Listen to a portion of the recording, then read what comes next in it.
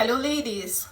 So, yesterday in our prayer meeting in Faithful Flames Fellowship, we looked at some challenges we go through in life that more often than not is not as a result of our actions or choices. Sometimes most of these battles are inherited, most of them are imposed, most of them are triggered by actions of our parents and probably grandparents. And you see, sometimes these things goes down to the children and they begin to suffer those things. We looked at two of them. One of them is broken promises and unholy transactions. What do I mean by that? Some people had entered into promises, blood covenant, I will do this, I will do that, and at the end of it, they are not able to keep to their own end of the bargain. And most times, of course, those things have their negative consequences. Some of our parents then, some of our grandparents then had entered into unholy transactions. We may have heard instances where maybe a woman who is looking for a child goes to, somewhere, the water, the deity, or wherever it is, and say, oh, if you give me this child, I'm going to do this, I'm going to do this, I'm going to bring it back to you, out of desperation and all that. And then, of course, they come back for you to fulfill your own part of the bargain. That's why you see some children, they are born, yet even before they talk about marriage, they're already married off and all that. They begin to go through so many things, so many negative dreams here and there. Now, most times this could be as a result of these broken promises or unholy transactions that has been entered into by our parents or forefathers or grandparents, great grandparents that we do not even know anything about. Now, the second of it is unresolved offenses and causes. Sometimes lackadaisically, some of these parents and the grand ones, carry out actions that offend another.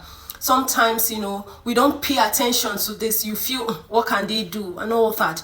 Sometimes the people you offend, out of pain, could report you back to God and say, this person has done this person has done this. And if these things are not ironed out, if they are not taken care of, they'll have negative consequences. There are causes that follows unresolved offenses. When you offend people who have done nothing to you, think it's not going to be anything. Most times these things have negative consequences. And believe you me, most of the things that some people go through in life is as a result of these things that has happened over time, and it begins to go from generation to generation to generation.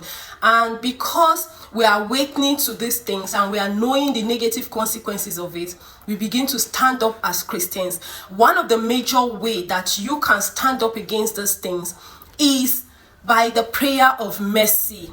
Mercy, the Bible said, let mercy prevail over judgment. Mercy will always prevail over judgment. The book of Galatians chapter 3 verse 13 said, Jesus took the curse so that we can be free from it. You understand? He made himself the cause so that we can be free from it. The paraphrased. That's Galatians 3:13. So we pray for mercy. Lord, have mercy. Because you don't know the root of these things. You don't even know the extent these things have gone. But when you notice these negative patterns, you know that this is beyond the ordinary. It is the prayer of mercy that will save. It is the prayer of mercy that will deliver, because you don't even know what you want to be praying for, because you don't know what was done, but you like, God, have mercy. The book of Psalm 51, it's all about mercy. It's all about God having mercy on us, and so you can make use of that. The Bible said in James chapter 2 verse 13, it says that mercy will always prevail over judgment. So in your dealings as individual, you should also try to be empathic. You should try to be kind. You should try to show mercy, so that when you ask God of mercy, he would show mercy to you. If you are not a merciful person, if you are not an empathic, kind person, then God will not show mercy. That's what that passage is talking about. James 2:13. You can read it up. And so it's important that we know those things and you cry for mercy. You can lie down in your room, God, have mercy, Father, have mercy, because you don't know the roots of those things. And over time, God will begin to take it out. We can live our life the way it's supposed to be. And so as you begin to apply this, I pray that the Lord will help us and give us more understanding as we go in search of his word to apply this in our life. Thank you.